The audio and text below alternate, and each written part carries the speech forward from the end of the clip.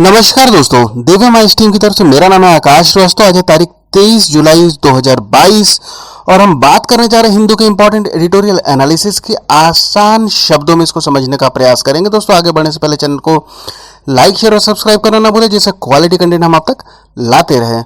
दोस्तों, आज हम जिन 4 आर्टिकल को बात करने जा रहे हैं, पहला है करेंसी कॉशन, दूसरा despite pressure the rupee's remarkable resilience, उसके बाद the Dravidian movement and Aryan illusion और union of the sanctioned. Basically ये दोनों आर्टिकल काफी सिमिलर हैं, फिर भी हम दोनों को अलग अलग कवर कर रहे हैं और वन बाय वन नहीं कवर करेंगे। इसके बीच में दूसरे आर्टिकल को पहले कवर करेंगे ताकि चीजें आपस में जो थोड़े बहुत डिफरेंसेस वो मिक्स ना हो। चलिए शुरू करते हैं। जो पहला आर्टिकल है currency caution, the rupee might still be over valued despite the recent slump. Basically अभी ये जो रुपए की जो कीमत लगातार अपनी, अभी कुछ दिन पहले रुपए अपनी ऐतिहासिक जो उसका न्यूनतम वैल्यू है 80 के पार ये हो चुका था। इसी पे आर्टिकल पूरा इर्द गिर्द घूम रहा है। इसमें आशंका जताई जा रही है कि अभी और भी संभावनाएं इसमें बची हैं कि शायद ऐसा हो सकता है कि ये और भी ज्यादा नए इसमें ये लुढ़क जाए रुपए, और भी ज्यादा इसकी जो कीमत है इसमें गिरावट होने की संभावनाएं अभी बची हुई हैं। तो आर्टिकल में बेसिकली ये कह रहा है कि लगभग पिछले 6 महीना में जो रुपए है वो 7% से ज्यादा डिप्रिशिएट कर चुका है। सिर्फ रुपए ही नहीं, जो लगभग दूसरे भी वैश्विक जो इंपॉर्टेंट जो मुद्रा है, यूरो में जनरली डिप्रिसिएशन नहीं देखा जाता, पर इस बार यूरो भी डिप्रिशिएट कर गया। इसके अलावा ब्रिटिश पाउंड, ये सब दुनिया के काफी स्ट्रॉन्ग वैल्यू जो मनी है उनमें ये सब आते हैं और ये भी काफी गिरे हैं। इवन रुपए से इनमें ज्यादा गिरावट देखी जा रही है। जब गिरावट होता है रुपए या जो देश की करेंसी होती है उसमें जब गिरावट होता है तो हमारा जो इंपोर्ट होता है वो कॉस्टली हो जाता है। रॉ मटेरियल जो हम बाहर से मंगाते हैं ये सब कॉस्टली हो जाता है, इसका नेगेटिव इम्पैक्ट पड़ता है। इसके अलावा कई कुछ पॉजिटिव भी होते हैं। हल्का एक्सपोर्ट जो होता है वो सस्ता पड़ जाता है। इस पे एक शॉर्ट भी मैंने बनाया था, उसको आप देख सकते हैं। जो रीजन है वो रशिया यूक्रेन कॉन्फ्लिक्ट है और जो तेल के दाम जो बढ़ रहे हैं वो रुपए के गिरने के पीछे का रीजन बताया जा रहा है। ये जो है इसको जो हमारी वित्त मंत्री निर्मला सीतारमण जी, उन्होंने इन रीजन को हाईलाइट किया था, जबकि आरबीआई जो गवर्नर है उन्होंने हाईलाइट किया कि जो इन रीजन के अलावा जो लगातार जो फॉरेन पोर्टफोलियो इन्वेस्टर है वो लगातार अपने एसेट को बिकवाली कर रहे हैं, उससे रुपए की जो वैल्यू है इंटरनेशनल मार्केट में वो कम हो रही है। तो ये सारे रीजन से मिलकर जो रुपए है वो लगातार इसमें डिप्रिसिएशन देखा जा रहा है। इसके अलावा जो बात कही जा रही है कि जो real effective exchange rate of rupee जो रहता है RRR, उसमें ये बताया जा रहा है कि जो basket of currency of it major trading partner जो होते हैं उसका एवरेज वैल्यू लिया जाता है, उसका भी क्या सिग्नल दे रहा है कि जो रुपए है, जो भारत की जो करेंसी है, अभी भी उसका जो वैल्यू है वो ओवर वैल्यूड बता रहा है। इसका मतलब कि अभी भी संभावना है कि और भी डिप्रिसिएशन और भी गिरावट निकट फ्यूचर में देखने को मिल सकती है। नेक्स्ट आर्टिकल की जब हम बात कर रहे हैं तो दोस्तों the Dravidian movement and Aryan illusions. Basically ये जो पूरा आर्टिकल इर्द गिर्द घूम रहा है वो अभी कुछ टाइम पहले जो तमिलनाडु के गवर्नर हैं मिस्टर RN रवि, तो RN रवि जी इन्होंने एक स्टेटमेंट दिया था, उसके इर्द गिर्द ये पूरा आर्टिकल घूम रहा है। उन्होंने ये कहा था कि जो आर्य और जो द्रविड़, इनका जो डिफरेंसेस है ये ज्योग्राफिकल है, रेशियल डिफरेंसेस नहीं है। इसका मतलब कि इन लोग के स्थान में अंतर है पर रेस में कोई अंतर नहीं है। तो एक तरीके से ये इस तथ्य को सिद्ध करने का प्रयास किया जा रहा है कि जो आर्य थे वो बाहर से नहीं आए थे, बल्कि जो इंडियन सब कॉन्टिनेंट है ये यहीं के हैं। इस तरीके की बातें इनके द्वारा कही जा रही थी। इससे पहले अगर हम इतिहास में जाएं तब भी बहुत बार ऐसा प्रयास किया जा चुका है। जबकि जो हम नॉर्मल अगर हम बात करते हैं, इतिहास में हम बात करते हैं, तो बंच ऑफ थॉट ये जो किताब थी इसको लिखा गया था जो द्वितीय RSS चीफ MS गोलवालकर जी, इनके द्वारा लिखा गया था। और इन्होंने भी ये कहा था कि जो आर्य हैं वो भारतीय जो उपमहाद्वीप है वहां के ही ये नेटिव है, वहां के ये निवासी रहे हैं।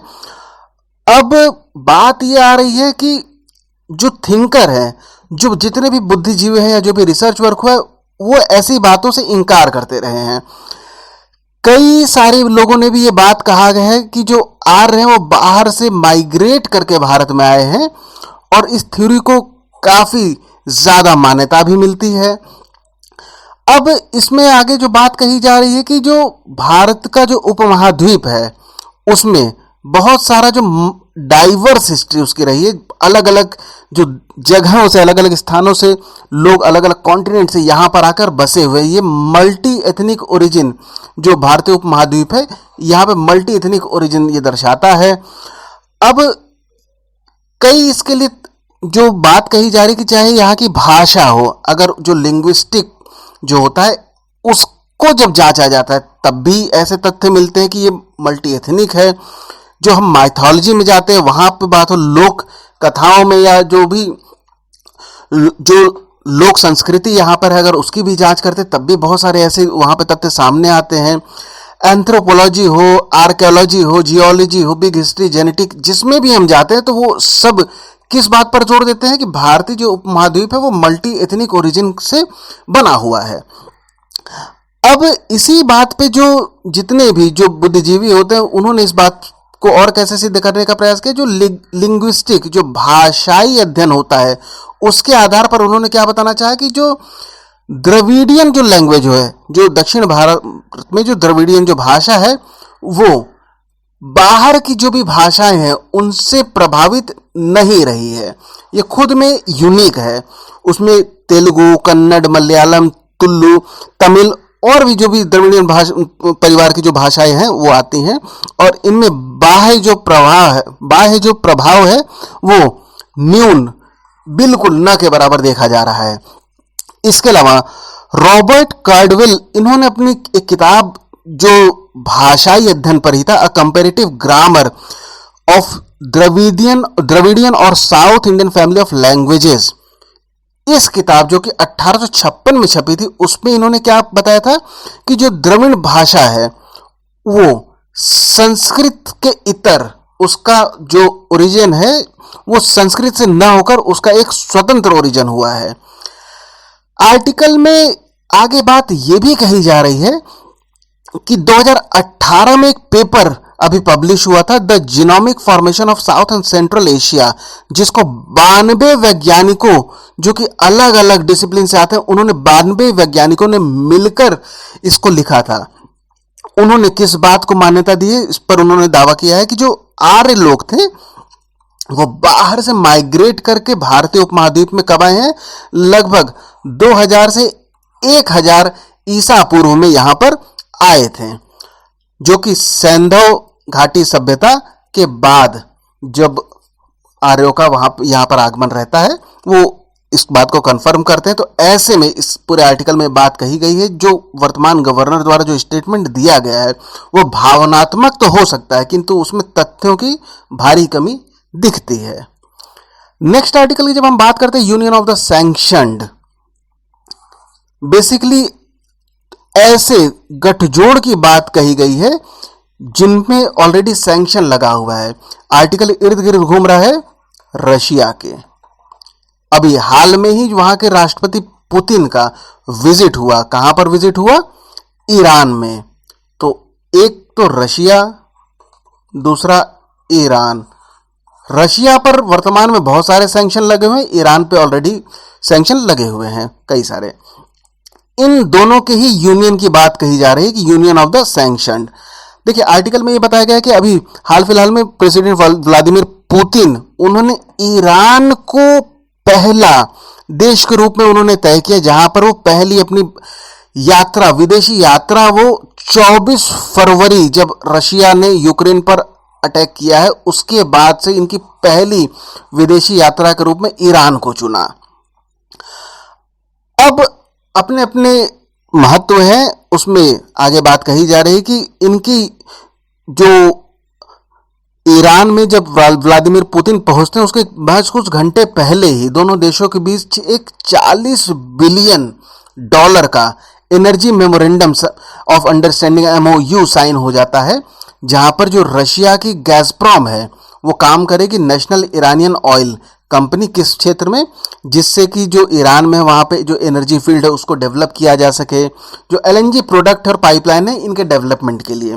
बेसिकली ये तो एक नॉर्मल एक छोटा सा एजेंडा रहा जो कि इनके जाने से पहले ही हो चुका था। मेन जो एजेंडा है वहां पर क्या है कि जो तेहरान पे, जब ईरान में यहाँ पे मिस्टर पुतिन जाते हैं तो वहां पर वो और किससे मिलते हैं, तुर्की राष्ट्रपति एर्दोगान से भी ये मिलते हैं। रशिया, ईरान और टर्की।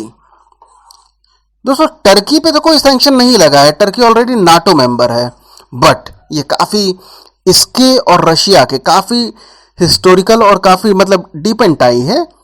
अब बात हो रही है कि ये जो ट्राइलेटरल समिट है, एक तरफ जहां पर rest of the world leading America और दूसरे जो नाटो वो कोशिश कर रहे हैं कि रशिया को अलग थलग कर दिया जाए, पर दूसरी तरफ क्या हो रहा है कि रशिया अपने नए साथियों की तलाश कर रहा है जो कि रशिया और अन्य जो कंट्री हैं उनके लिए विन विन सिचुएशन और रशिया की पोजीशन को थोड़ा सा संभाल सके। जो पश्चिम है वो आइसोलेट करना चाहता है, पनिश करना चाहता है, पर जो राष्ट्रपति पुतिन है उनकी विजिट और वहां पर जो तुर्की राष्ट्रपति एर्दोगान से उनकी मुलाकात, ये क्या दर्शाती है कि जो पश्चिम एशिया है वहां की जो जियोपॉलिटिक्स काफी कॉम्प्लेक्स है और एक कॉम्प्लेक्स मूव भी राष्ट्रपति पुतिन ने वहां पर कॉम्प्लेक्स दाव एक खेल दिया है, जहां पर वो अपना दाव किस पर अभी उन्होंने शुरुआत किया है, ईरान पर। तुर्की की बात करते हैं तो जो तुर्की है वो एक नाटो मेंबर है, उन्होंने रशियन वार की तो भर्त्सना की है और साथ में यूक्रेन पर कई उन्होंने ड्रोन की सप्लाई भी की जो कि रशिया के खिलाफ यूक्रेन ने इस्तेमाल भी किया। किंतु जो तुर्की है उसने जब सैंक्शन लग रहा था रशिया के खिलाफ तो उसको तुर्की ने ज्वाइन करने से मना कर दिया। तुर्की और रशिया, जो तुर्की और रशिया है वो एक दूसरे को भी, दोनों की एक दूसरे को जरूरत है, कहां पर, सीरिया में, दोनों को एक दूसरे के हितों की रक्षा करने के लिए आवश्यक है, तुर्की को रशिया की और रशिया को तुर्की की। इसके अलावा ईरान की बात करते हैं, जब न्यूक्लियर डील 2015 में जब वहां पर यूएस बाहर हो चुका था, वहां से तभी से जो ईरान है वो रशिया और चाइना दोनों से अपनी स्ट्रेटेजिक अलायंस को काफी स्ट्रांग करना चाहता है, अपनी इकोनॉमी टाइज को बढ़ाना चाहता है, जिससे कि जो भी सैंक्शन लगे हैं उसके अलावा जो ईरानियन इकोनॉमी है वो उसको रिलीफ मिल सके। एक दिलचस्प बात यह है कि राष्ट्रपति पुतिन की विजिट वहां पर वेस्ट एशिया में कब होती, कुछ ही दिनों के बाद जब मिस्टर बाइडेन जो यूएस प्रेसिडेंट हैं, अभी हाल फिलहाल में जब उनका सऊदी और इजराइल टूर हुआ उसके चंद दिनों बाद ही राष्ट्रपति पुतिन अपनी विजिट वेस्ट एशिया में करते हैं। अब जबकि राष्ट्रपति जो बाइडेन है वो क्या चाह रहे हैं कि जो एक यूनाइटेड फ्रंट बन सके जो अमेरिका के हित में हो, जिससे कि ईरान और रशिया उसके खिलाफ ये जो भी सैंक्शन लगा रहे हैं उसको मजबूत किया जा सके। जबकि जो राष्ट्रपति पुतिन है वो क्या कर रहे हैं, ईरान पर अपना दांव खेल रहे हैं, जिससे कि जो रशिया का जो प्रभाव है पूरे पश्चिम एशिया में उसको बढ़ाया जा सके और ये जो संकट का समय रशिया के हितों के लिए है जो वेस्टर्न सैंक्शन के द्वारा, उस पे ये अपने नए पार्टनर की तलाश कर सके। दोस्तों नेक्स्ट आर्टिकल की हम जब बात करते हैं तो despite pressure the rupee's remarkable resilience. अभी हमने शुरुआती आर्टिकल में देखा था कि पिछले लगभग 6 महीने में जो रुपए है वो 7% से ज्यादा डेप्रिशिएट कर गया और सिर्फ रुपए ही नहीं, दुनिया की लगभग जो ज्यादातर इकोनॉमी है डॉलर के अलावा, जो ज्यादातर करेंसी है, चाहे वो डेवलप्ड हो, डेवलपिंग हो, इमर्जिंग हो, कहीं की भी वो करेंसी हो, वो भी डेप्रिशिएट कर रही है।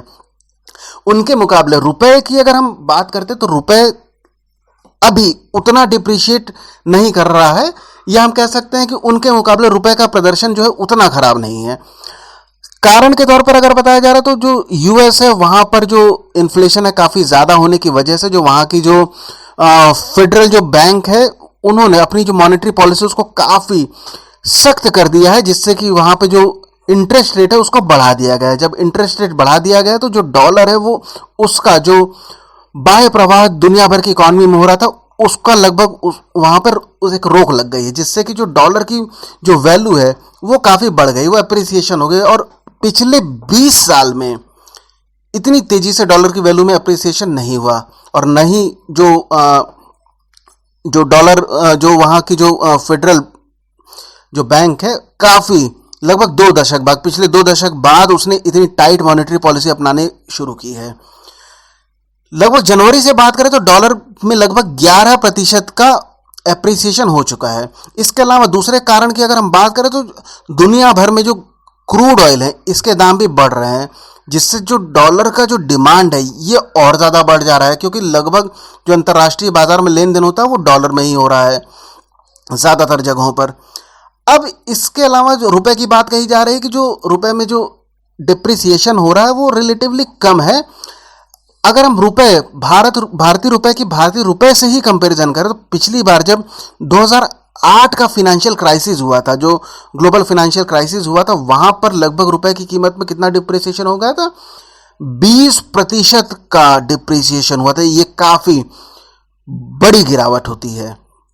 उसके कंपैरिजन में अभी कितना डिप्रिसिएशन हुआ है? अभी लगभग 7% देखा गया। इसके अलावा 2013 का जो टेपर टेंट्रम हुआ था ये भी यूएस के द्वारा ही था। जब 2008 की वैश्विक मंदी हो जाती है, उसके बाद से 2010 के आसपास जब यूएस संभलता है तो ये काफ़ी इजी रेट पे डॉलर को प्रोवाइड करने लग जाता है, जिससे कि डॉलर को लोग पूरे विश्व के मार्केट में इन्वेस्ट करते हैं।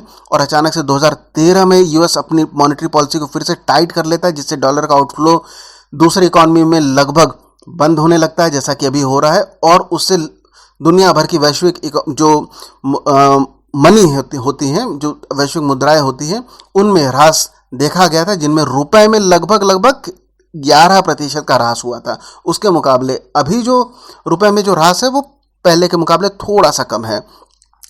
रुपए जब कमज़ोर होता है तो इसके अपने पॉजिटिव भी होते हैं, नेगेटिव भी होते हैं इकॉनमी में।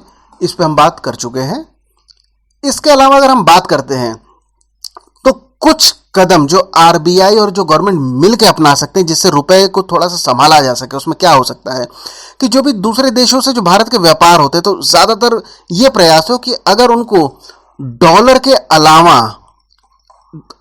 अपनी रुपए में अगर हम उसको बैलेंस कर सकते हैं, उनका भुगतान हम रुपए में कर सकें, या जो वहाँ की जो लोकल करेंसी है, जैसे कि अभी हम रशिया से तेल लेने के लिए हम रुपये रूबल ट्रेड कर रहे हैं। हम भविष्य में अगर हम चीन से भी ऐसा कर सके, इतनी अंडरस्टैंडिंग हो जाए, साउथ एशियन जितनी कंट्रीज हैं इनके साथ कर सके, इवन अन्य जो भी हम जहाँ पे भी करते हैं, जहाँ पे भी पॉसिबल हो, अगर हम डॉलर के भुगतान को अवॉइड कर सके। देखिए, डॉलर को जितना अवॉइड किया जाएगा उतनी इसकी वैल्यू घटेगी, इसकी जितनी वैल्यू घटेगी उतनी दूसरी करेंसी संभलेंगी। तो बहुत सारे कदम अपनाने की ज़रूरत है, जिसमें से कि एक ऐसी कोशिश हो सकती है कि ट्रेड सेटलमेंट को ज़्यादातर लोकल मनी में किया जाए। उसके अलावा हम जो फ्रेश फॉरेन करेंसी उसको हम अट्रैक्ट करने के लिए उनको हायर इंटरेस्ट रेट हम ऑफर कर सकते हैं, जिससे कि वो हम उनका जो इन्फ्लो है इंडियन इकोनॉमी में वो बढ़ सके। इसके अलावा अगर हम बात करें तो कुछ इंटरेस्ट रेट पे हम रिलैक्स कर सकते हैं, एक्सटर्नल कॉमर्शियल बोरोइंग लोन जो होते हैं एटसेट्रा। इसके अलावा एक और कदम जो भारत की सरकार अपना सकती है वो क्या कर सकती है, जो भारत के कुछ लार्ज कैप इंडियन कंपनी है उनको कहाँ पर इनलिस्ट करा दिया जाए, जो दुनिया भर की जो मेजर इंडेक्सेस है, जैसे भारत की जो अपना सेंसेक्स है, दूसरी जगह का डिफरेंट कंट्रीज के उस तरीके से अपने मेजर इंडिसेस होते हैं, उस तरीके से जो दुनिया भर की जो लीडिंग इंडिसेस होती है, चाहे वो अलग अलग होते हैं, वहाँ पर भारत की जो लार्ज कैप इंडियन कंपनीज हैं कुछ पहले से हैं, और भी नई कंपनी को हम वहाँ पर भारत सरकार वहाँ पर प्रयास कर सकती है कि उनको वहाँ पर इंक्लूड किया जा सके। यदि ऐसा हो सकता है तो उससे क्या होता है कि जो इंडिसेस होगा उसमें जो भारतीय इक्विटी होता है उसका वेट बढ़ेगा, और इससे जो यहाँ से जो फॉरेन इन्वेस्टर अपना पैसा बहुत त्वरित रूप से निकाल लेते हैं उससे भी थोड़ा उस पर चेक लगेगा, थोड़ा उस पर रोक लगेगा। तो दोस्तों, विभिन्न कदमों की बात कही गई जिनके द्वारा रुपए को संभाला जा सके, और यह भी बात कही गई कि जो रुपए में जो गिरावट हुआ है वो शार्प तो है डॉलर के अगेंस्ट में, लेकिन वो रिलेटिवली कम है इससे पहले जो कि 2008 और 2013 में देखा गया था। दोस्तों, आज के वीडियो में इतना ही। वीडियो यदि पसंद आया हो तो चैनल को लाइक, शेयर और सब्सक्राइब करना ना भूलें। अंत तक बने रहने के लिए धन्यवाद।